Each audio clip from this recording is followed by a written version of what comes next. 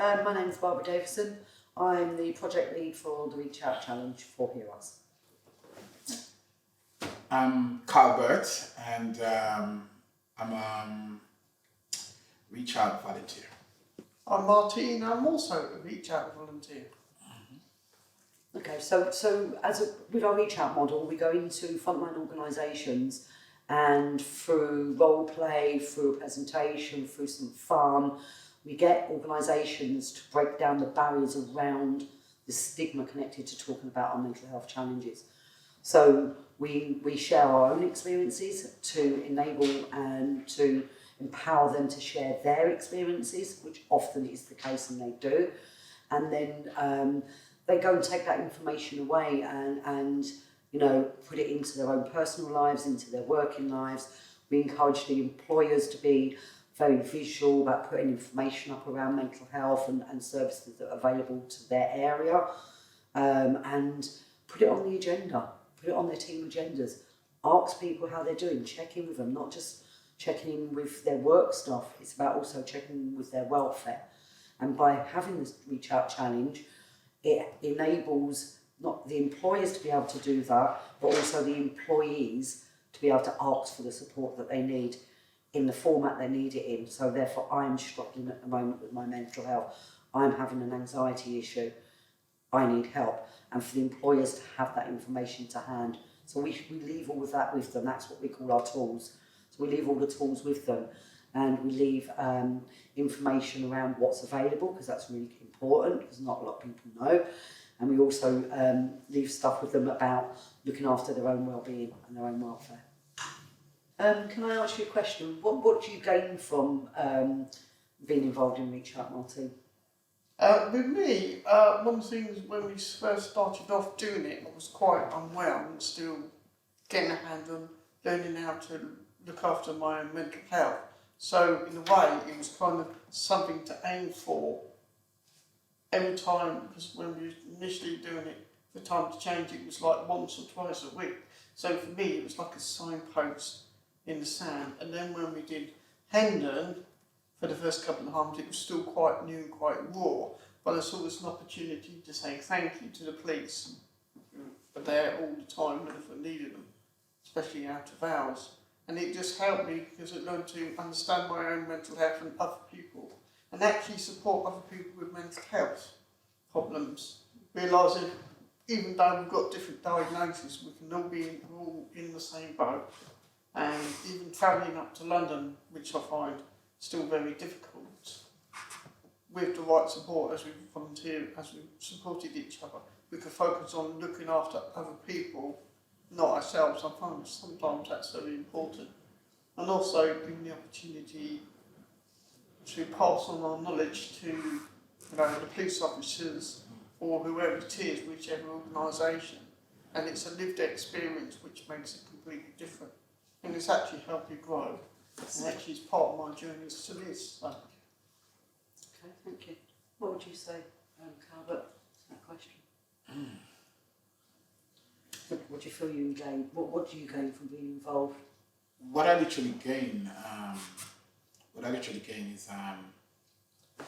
is to literally come out of my comfort zone and to literally travel this journey, to literally go all the way to end it. I don't really get in bus, and because we travel as a group, as a team, I'm able to go out of my comfort zone, and I see police on the street, but literally to go into the heart of where everything takes place and see everything that's going around, and it's amazing. I love it. And the journey become much easier when all of us as a group travel together, especially when you reach East Croydon to go under the underground. That's a scary place. But it's helped me to grow and to learn and see a lot of things that I wouldn't literally actually dream of seeing and learn, and it's breathtaking. I love it. I think for me, because I started with Heroes in 2012 in August, and the reach out started in October 2012, and whilst I was waiting for other paperwork to be completed, I got sort of dragged into the idea of getting involved in the reach out. And I think for me to start with, it's a really scary thought about, you know, sharing my own experiences of my challenges with my mental health, my parent, you know, my dad, and losing my brother to suicide. I didn't think I'd ever share that outside of my own home, or even within my home. But anyone who now knows me, they can't really stop me from talking. So for me, it's been part of my recovery, my journey. And not selfishly, but, you know, I gained so much from that experience, although I know also the delegates do as well. And that sort of moves me on to my next question. What do you think the organisations, the police, the ambulance, the fire brigade, Home Office and many others, what do you think they gain from having people with lived experience actually there to talk to, as opposed to a textbook? What do you think they gain from that format on the team? I think a lot. I mean, we've been to many places, job centres. When we do the police, obviously, as you know, I kind of help with the feedback forms and all the feedback forms.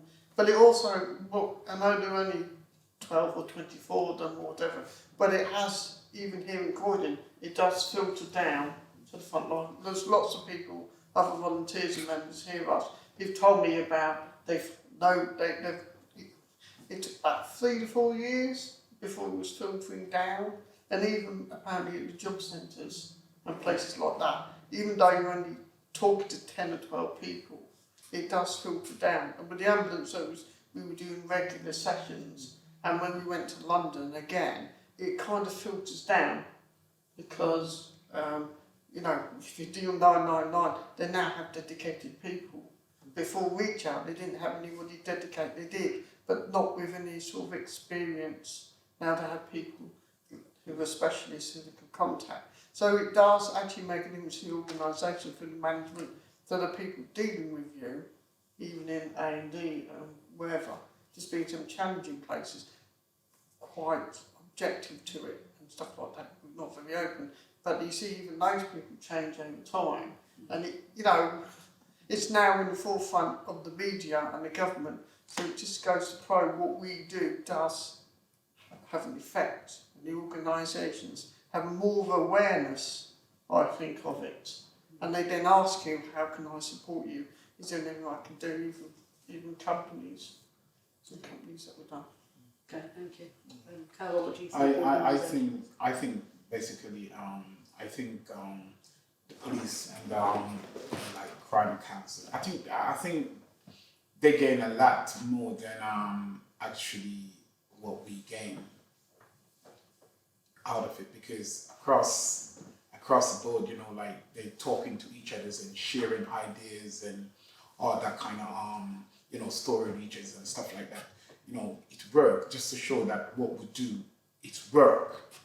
And even a lot of the police, then, you know, even talking among themselves, you can see that, oh, you know, they could do things, you know, different from how they normally train to do things and stuff like that. And just to show that having us literally come and talk to them about, you know, our life journey and, you know, what we're living and stuff like that. And you can see just breathtaking, and a lot of them face like, wow, you actually listen. It's work.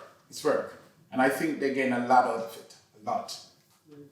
I think, as you said, Martine, I can give an example where we'd gone to Croydon Police Station and we gave them some tools, and we give some of the stuff we share in our sessions about the use of language and avoiding negative language. So we give them some alternatives in how to talk to us when we're in crisis. And one particular case I can remember quite well. An officer had attended one of our sessions at Croydon Police Station and then attended a 999 sometime after, I think it was like a week or so after. And the way he approached the situation was so different to how he had previously. So, for example, I think he went in previously to arrest because there's an offence that's took place, and he actually thought a little bit outside of the box. And instead of taking this guy away and arrested him, because he could have, because of the situation, he actually took him to one side and spoke to him. and found that he would be safe in his own mum's house, so they took him to his mum's house instead of a police station. They didn't pursue the charges, they was quite minimal anyway, and they actually recognised that he was in crisis, he wasn't a criminal. And that was really good, because then someone fed back to us that this officer made that decision as a direct result of attending one of our sessions. And we had British Transport Police saved a lady's life that was intending to end her life at East Croydon Station, I believe. And he, again, used the same tools and techniques that we shared with him to prevent that happening on that day, that time. And I think when I listened to that video and the recording of that officer, not only did the hairs on my back stand up, it actually was the driver for me to continue past funding, because I felt that it was so powerful. We've managed to save someone's life by sharing what it's like to live with our challenges. And I think that's really, really powerful.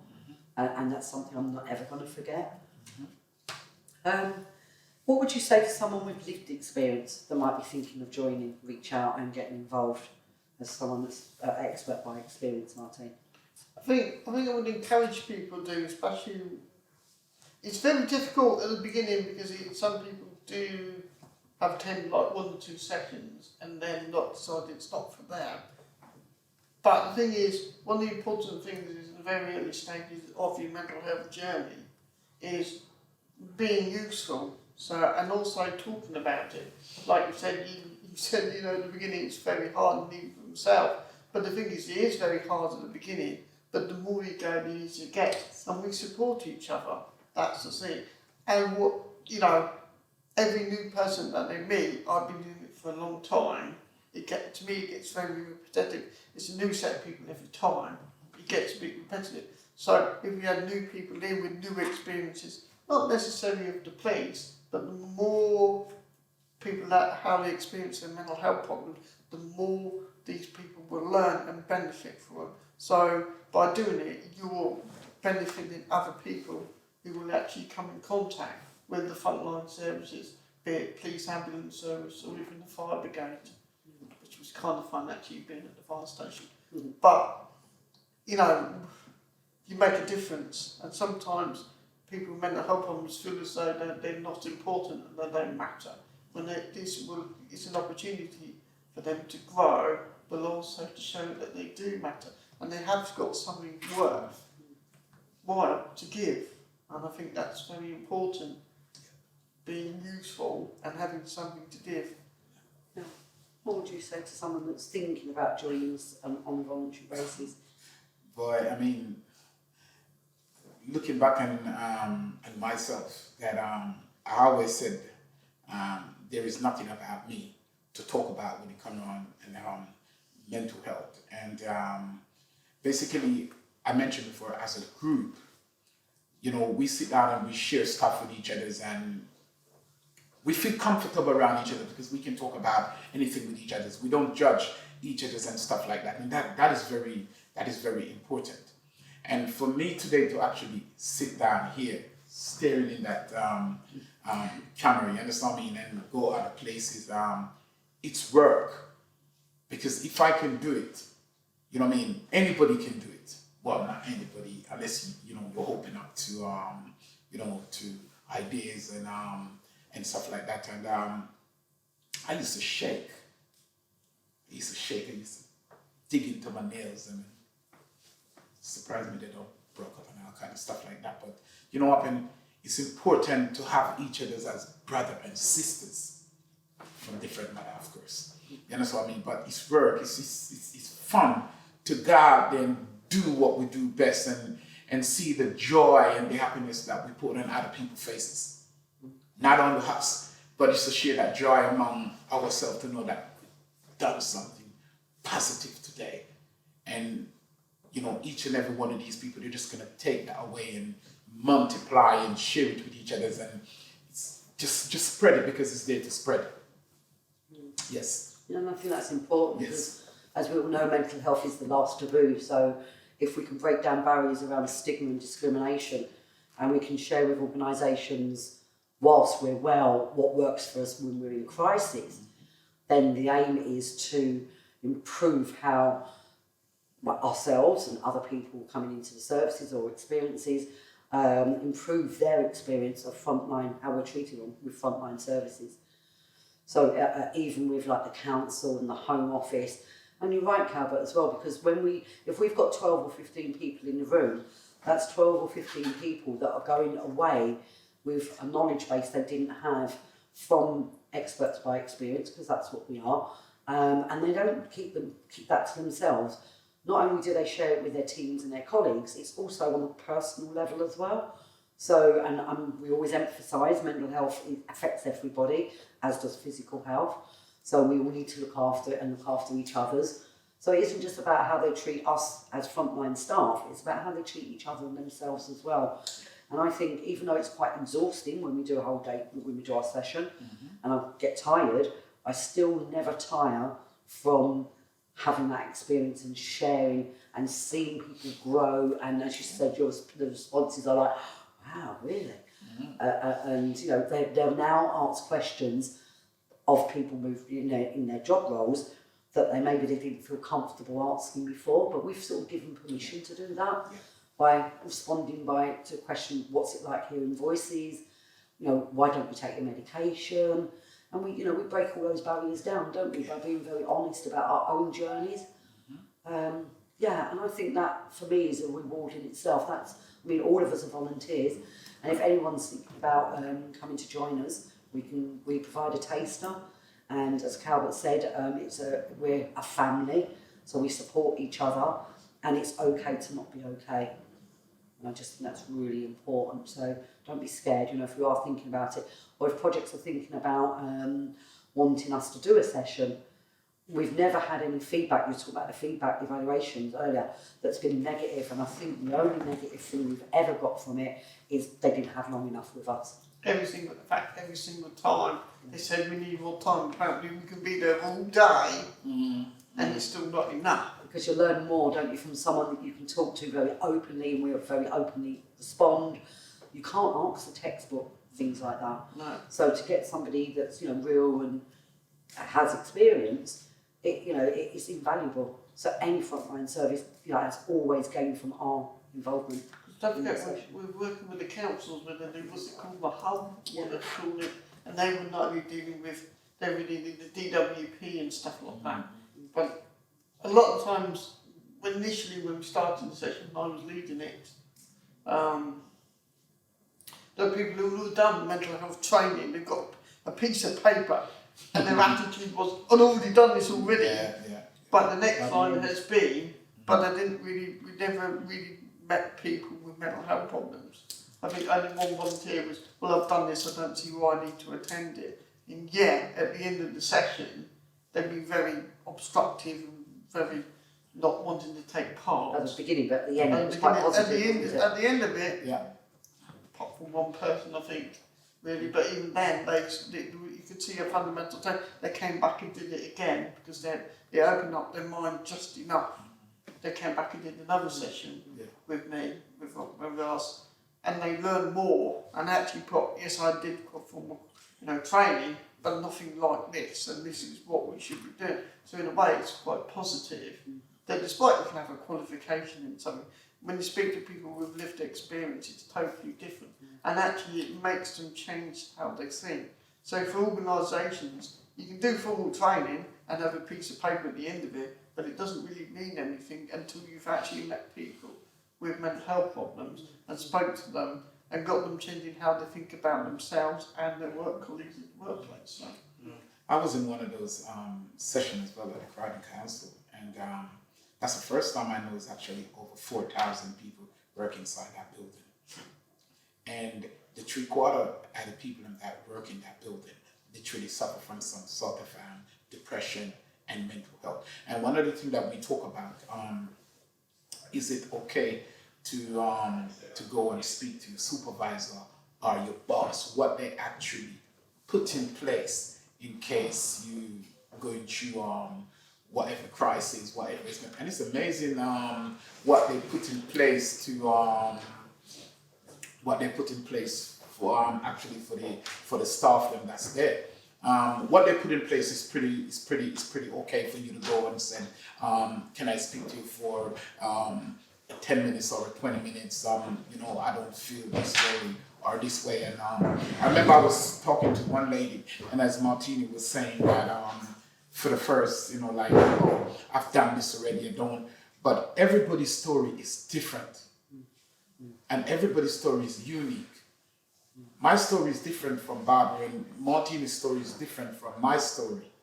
You know what I mean? Because all of us have our own journey that we have to live our own journey, that we travel through this different stage in life and learn to adapt to different changes and to go places, and to many of us cannot go places on our own. Even me myself, I have to have somebody with me to, and this is me today, able to sit here and share my story with you guys. That support. It's rare when you have a bit of support, and sometimes when it's just you alone. Just think about how hard it is we sitting down here, even although we do what we're doing, and especially it's just you alone, able to turn up at some place where you know nobody, strange places. You might just have a meltdown. But we're there to support each other, aren't we? But we support each other. That's what we're about. I think the key word behind the key emphasis around Reach Out is to break down the barriers of stigma and discrimination, and get organisations, as I was saying earlier, not just about what they share with their colleagues, but even what they take home for themselves. Because we look at the stat 1 in 4, and we think it's much higher. That's 1 in 4 diagnosed people. We're likely to live with and work alongside people with mental health challenges. So it's, long may come the day where we can talk about our mental health as well as openly as we can our physical health. If we've got a broken leg, we'll say we've got a broken leg. You're having a bit of a meltdown or a challenging time, you might not be creative with the truth and say, I've got a migraine. We don't want that. We want people to be able to have organisations that are empathetic and understanding to somebody who's saying, look, I'm having a really rough day today. I really don't think I'll function very well, but I'll be in tomorrow. And a good organisation should just be saying, yes, that's absolutely great, and is there anything I can do to support you? As opposed to, having that sort of mentality, if you like, you can't talk about mental health. And as I said earlier on, it's okay to not be okay. Just to kind of wrap up, if I go around all of you and give me your favourite session or thing that you've experienced doing Reach Out, as a kind of I can start. So my favourite experience with Reach Out was when I did my first presentation. I led on the first presentation at the Benefit Office in 2012, and I found it I was scared like you, I was shaking underneath. I had my hands under the desk so you couldn't see them shaking. And I was quite honest about my own experience, which wasn't great at the time with the Benefit Office. But I also shared with them a different approach, what could work well. And I came out of there, even though I felt I didn't do a good job, the feedback was it was excellent, and the staff come up and thanked me for my honesty and said that there's certain things that I'd shared with them that they're going to take away and implement in their role in work. That to me was just, priceless. For me, there's quite a few, because I've done quite a few. For example, I was allowed to sit in a police car at Hendon, and I would drove a police car, which was pretty cool. But again, it was also seeing the police officers, because they don't see the other side. They deal with you when you're in crisis, but they don't see necessarily, unless they come across you again like myself, they don't see the end result of you getting better and doing stuff like this. And then when we did the Croydon police station, somebody had actually saved my life. She was there, she remembers me, and she never sees the other side of it. So I suppose in a way what I like to do is show what happens after they've done under the 1v6 and got better and on the road to recovery, and also leading it, because it was quite hard going. I was doing Croydon police station and Croydon council, and for me again that was quite a positive thing, because I was leading it and I was able to take my experience and support the volunteers, and I think that's very important. And so in a way, every time I do one, something new, or talk about police cars and new police cars, whatever it is, there's only been a few negative sessions. And I think a lot of the time you kind of take each session as it is, which I think is really important. So favourites, quite a few actually, unfortunately. Albert? For me, I would have said that I have a negative session. Each session is important as the one before and the one before and the one before.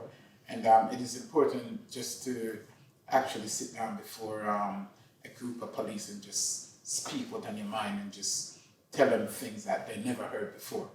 And you know, it's just to, you know, to shake up the whole thing. You know, this is what, you know, you can do, and this is what you can change, and all that kind of stuff. Which, you know, when you got it, you can apply it in whichever way you want to apply it. But soft approach will do. And that's my story for today. Awesome.